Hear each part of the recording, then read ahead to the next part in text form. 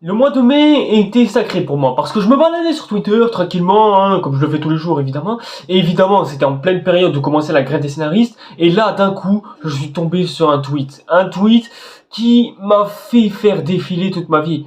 Bon, j'abuse un petit peu. Ce tweet disait mot pour mot, la grève des scénaristes en 2009 est celle qui a causé la mauvaise fin de The Lost. Bon, je suis pas sûr mot pour mot de... En d'autres termes, la fin de la série Lost aurait été gâché soi-disant à cause de la grève des scénaristes. Après, je sais pas, j'ai jamais vu la série. Et à ce moment-là, j'ai commencé un petit peu à réfléchir et je me suis dit, mais si ça aurait été gâché à cause de la grève des scénaristes qui a eu lieu en 2009, alors peut-être que certains films qui risquent de sortir dans le futur risquent d'être eux aussi victimes de la déception suite à la grève des scénaristes. Ouais, vous savez tous ce que ça veut dire.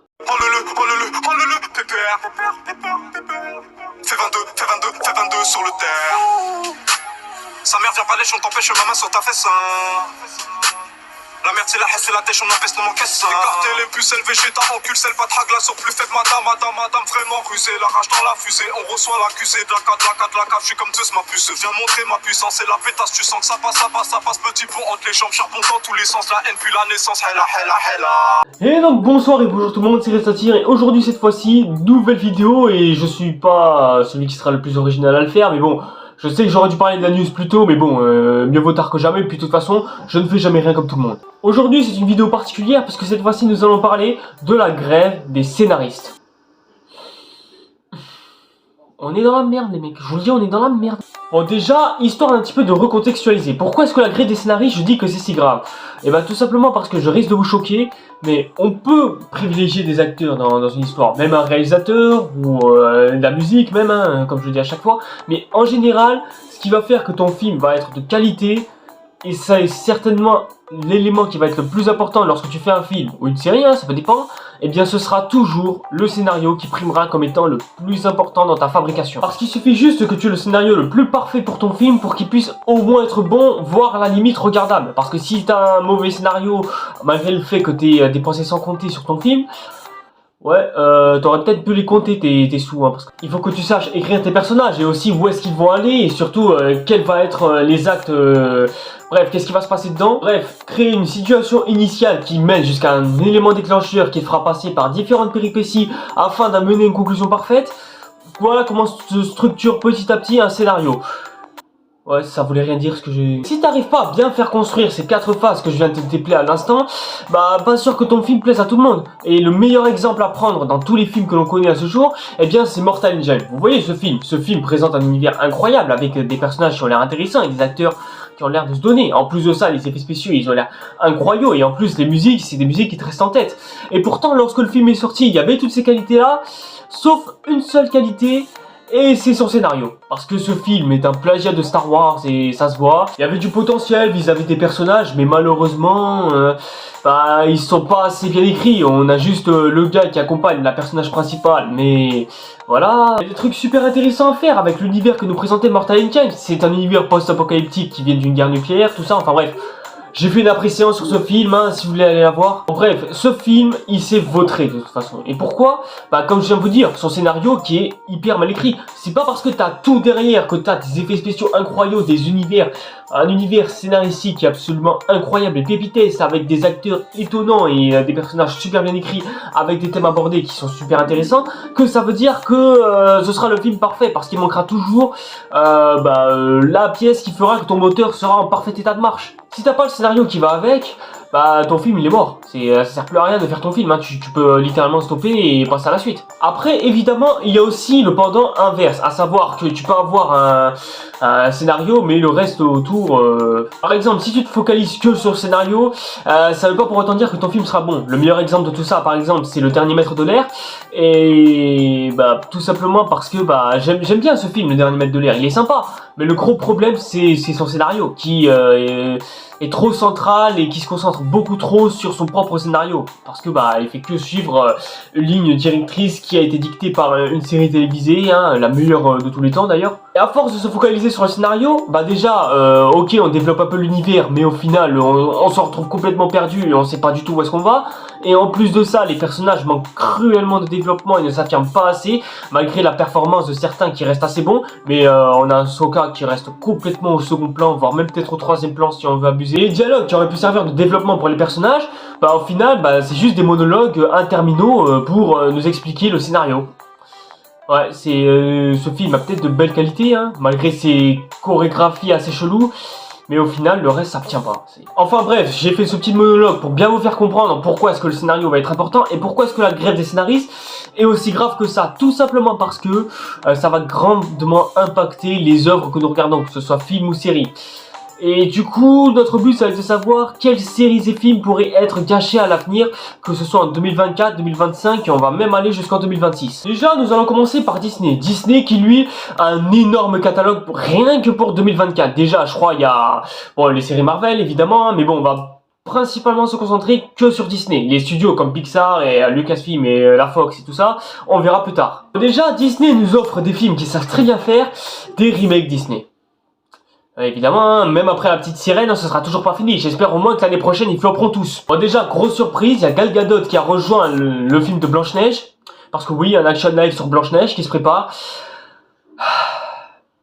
Bon, au moins, j'espère que Gal Gadot sera au moins compétente. Et entre-temps, il y a aussi un film solo sur Mufasa. Non mais du remake live, les gars, hein, pas du dessin animé. Et si seulement ça aurait été du dessin animé. Et surtout, je me pose la question, pourquoi un film sur Mufasa ? Je veux dire, j'aime bien le personnage, hein, mais bon, franchement, les mecs, est-ce que vous pensez réellement qu'un film sur Mufasa, c'est réellement nécessaire? Surtout, en plus de ça, en pleine grève de scénaristes. Mais où est-ce que vous voulez aller, les mecs? Jusqu'où est-ce que vous irez, bordel? J'ai même vu qu'ils faisaient une suite à Aladdin, le film de Guy Ritchie, qui était franchement nul à chier, hein. Mais bon, je pense qu'on a fini de se concentrer sur vraiment le Disney propre, parce que, de toute façon, qu'il y ait une grève des scénaristes ou pas, je pense que leurs films Disney vont complètement être ratés. Mais bon, si la grève des scénaristes empathie encore plus sur le scénario qu'ils ont prévu pour tous les films que je vous ai cités, et les remakes que je n'ai pas cités évidemment, bah franchement, moi je serais plutôt content. Comme ça, au moins, non seulement ils auront ruiné mon enfance, mais ils auront aussi ruiné toutes leurs économies. Par contre, du côté de Pixar... Est-ce que quelqu'un a entendu parler de Inside You ou vice versa en français pour ceux qui préfèrent? Bah une suite sera prévue pour 2024. Respire, respire. Alors j'ai vu le premier opus en étant très très jeune, peut-être même trop jeune, hein, si je réfléchis un petit peu. Et franchement, ouais, avoir un deuxième opus sur un film très admiré de Pixar. Là déjà ça relève un petit peu de la folie presque, hein, enfin j'espère pas. Mais bon, de toute façon Pixar, en ce moment ils sont un petit peu en perte de vitesse. Déjà que Élémentaire est le plus gros flop de toute l'année. Est-ce qu'ils auront assez pour pouvoir financer Vice Versa 2? Enfin, en vrai on va voir, hein. Après tout on a bien eu Toy Story 4, hein. Pourquoi est-ce qu'on n'aurait pas Vice Versa 2, hein? Restons chez Disney et cette fois-ci nous partons chez Marvel. Chez Marvel, là par contre, il y a du feu sous les poudres, mais beaucoup. Déjà, comme vous le savez tous, on aura Deadpool 3 qui va gâcher la meilleure fin de toute saga confondue, genre la meilleure fin au cinéma qu'on ait eu de toute l'histoire du cinéma. Après, est-ce que le script est réellement fini ou pas? Parce que je suis pas si sûr, mais je crois qu'il y a une histoire de réécriture quelque part, un truc comme ça. Enfin bref, ça veut dire qu'on est dans la merde. Mais bon, de toute façon, ce film va complètement se rater selon moi. À voir ce qu'ils vont nous servir. On aura aussi Thunderbolt, on aura Captain America 4, la meilleure trilogie de toute Marvel bien évidemment, avec Blade, les 4 Fantastiques, mais surtout, Avengers 5 et 6. On va savoir qu'on aura Kang Dynasty, et il s'appelle comment déjà le 6ème opus, j'ai oublié. J'ai envie que Marvel s'arrête dès maintenant, lève la main. En même temps, je suis tout seul, qu'est-ce que tu veux que... Surtout qu'en plus de ça, en ce moment, les VHX qui font les films Marvel, ils en peuvent plus, miskin.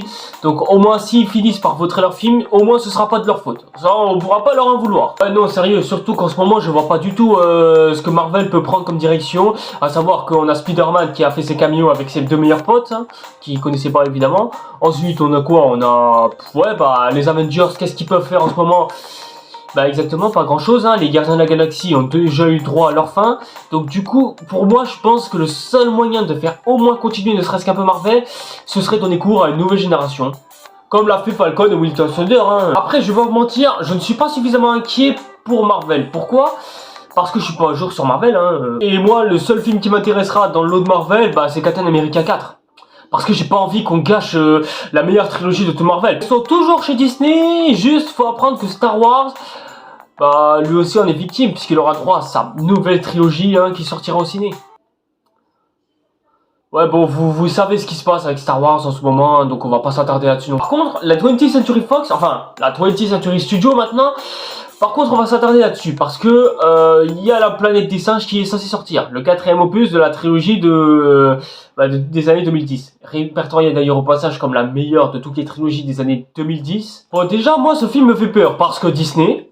Juste cet argument suffit. Sachant que ça fait maintenant 5 ans que la Fox a été rachetée par Disney pour être rebaptisée la 20th Century Studios. Donc la 20th Century Studios appartient à Disney. Et c'est vrai que le jour où j'ai appris ça, moi j'ai eu des craintes pour une saga en particulier, la planète des singes. Là j'ai commencé à flipper sa race. Parce que... Ils peuvent faire n'importe quoi avec, hein, on les connaît. Et ils ont déjà fait ça avec Star Wars. Et quand on regarde ce qu'ils font avec leurs propres films... Après je peux me tromper. Surtout j'espère me tromper. Parce que... on les connaît Disney, hein, on n'est pas dupes, on sait qu'ils sont capables de tout gâcher à un moment donné parce que Disney ils veulent du bif et exploiter n'importe quelle saga qui leur semble exploitable. En plus de ça, on n'a aucun synopsis, je crois qu'on a un casting ou quoi et je crois que le réalisateur c'est exactement le même que celui qui a fait la trilogie du labyrinthe, autre excellente trilogie des années 2010 hein, aussi, que je vous recommande là aussi d'ailleurs. Mais ce film ne risque pas d'être impacté par la grève des scénaristes puisque son tournage vient de se terminer cet hiver là, donc du coup je pense qu'il n'y a pas vraiment à s'inquiéter en ce qui concerne le scénario. C'est plus Disney qui fait peur sur le coup. Et sinon à part ça, la Century n'a pas non plus d'autres films qui m'intéressent énormément. J'aime pas quand je fais un silence comme ça et que la caméra zoome sur ma tronche comme ça parce que je sens qu'il va se passer quelque chose.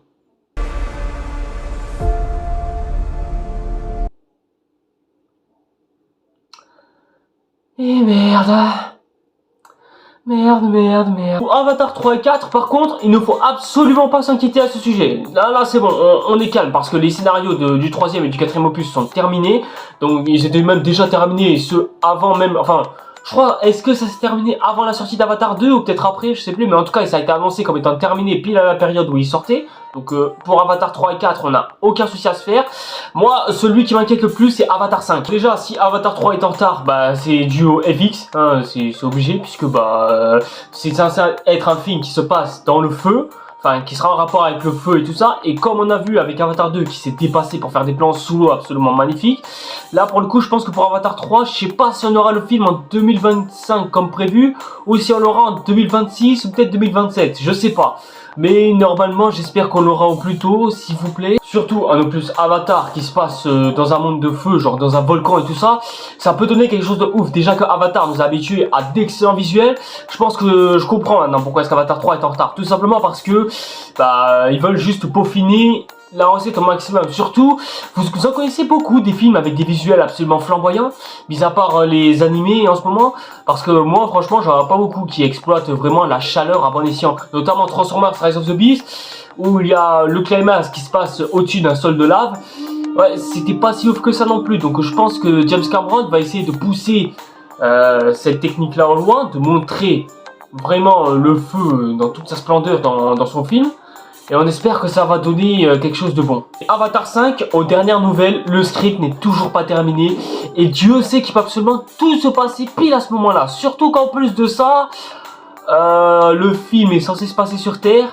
J'espère vraiment que cette partie-là, ils vont pas la gâcher. Surtout que c'est censé être la fin d'une saga qui nous aura fait kiffer.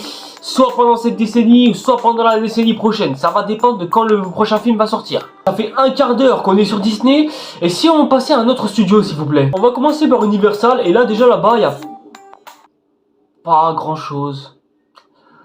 En fait, si. Déjà, on a 3 suites attendues. Déjà, on a une suite à Gladiator, le film qui était sorti en 2000, réalisé par Ridley Scott. Par contre, on va s'attaquer non seulement à du Illumination, mais aussi à du DreamWorks, parce qu'il y a 2 gros films qui sortent de ces 2 gros studios, à savoir Kung Fu Panda 4 et Moi Ouais, je suis méchant 4. Kung Fu Panda 4, si on regarde toute la trilogie Kung Fu Panda, 2 films sont un classique, et même si le 3e était un peu...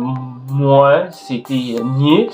Au moins le film était correct et regardable, hein, ça allait, hein, juste le 3e opus. Donc, je sais pas du tout ce qu'ils vont faire avec Kung Fu Panda 4. Mais à ce jour, je vais tenter d'être patient.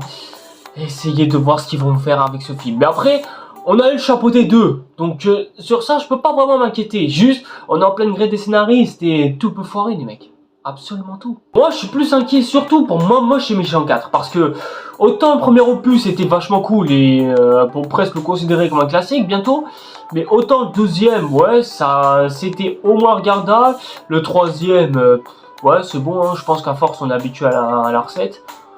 Donc ouais, qu'est-ce qu'on va nous faire avec un quatrième opus les mecs? Qu'est-ce qu'on va nous faire? Chez Sony Pictures, on a un autre film de la part de Marvel Studios, enfin, de Marvel, putain. Pourquoi tu sais pas parler comme ça? Un film de Marvel Studios est en préparation et s'incrustera dans le MCU et il s'appelle Madame Web.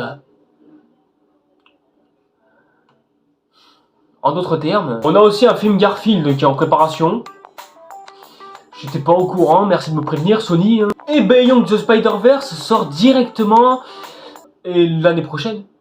C'est écrit, hein, il sort en 2024 direct, hein, on a déjà eu Across Spider-Verse cette année-là, et là c'est Beyond the Spider-Verse qui va sortir juste après. Je ne suis pas inquiet, tout va bien. Là par contre, on va s'attaquer à du lourd. On s'attaque à Warner qui a certainement le calendrier le plus lourd pour les prochaines années qui viennent. Surtout avec leur dernier flop. On a une suite à Godzilla vs Kong. Oui, si tu veux, hein, j'aime les monstres géants, moi non plus. Par contre, nous avons Joker Folie à 2. Après, j'avoue que le premier opus était génial, c'est clair. Mais après... Ah non, c'est vrai, ils sont en tournage. Non, non, autant pour moi. Mais faut pas oublier aussi que les films, même en plein tournage, et pas, ils peuvent aussi être en réécriture. Il y a aussi The Batman 2. Alors là, par contre, celle-là... Bon, après, le premier opus était génial. C'est même le meilleur film de super-héros de ces 10 dernières années. Mais franchement... Est-ce que le deuxième opus sera au moins à la hauteur? Bon, après, on a quasiment le même casting et en plus de ça, le même réal. Mais bon, est-ce que le scénario il est fini à l'heure actuelle? Franchement, je ne sais pas. Ça, par contre, j'ai pas vu d'infos à ce sujet. Mais bon, j'ai hâte de voir ce que ça va donner et... S'il vous plaît, pondez un bon film. Le premier opus est déjà très bien, s'il vous plaît. Après, pour ceux qui sont inquiets pour Superman Legacy, ne vous inquiétez pas, son script s'est fini en avril, et ça a été annoncé par James Gunn d'ailleurs. Donc là, sur ça, on peut pas s'inquiéter sur le script. Sauf si, comme je vous ai dit depuis tout à l'heure, il peut y avoir des réécritures en plein tournage, voire même en plein montage des fois, pour demander des reshoots, tout ça, enfin bref, c'est compliqué. Donc du coup, ouais, on prie pour que Superman Legacy soit... Bon, alors cette catégorie de films là, c'est les films que j'attends le plus pour les prochaines années. Donc j'espère juste que pour le coup ils vont pas se rater pour les suites. Ensuite on enchaîne avec Paramount.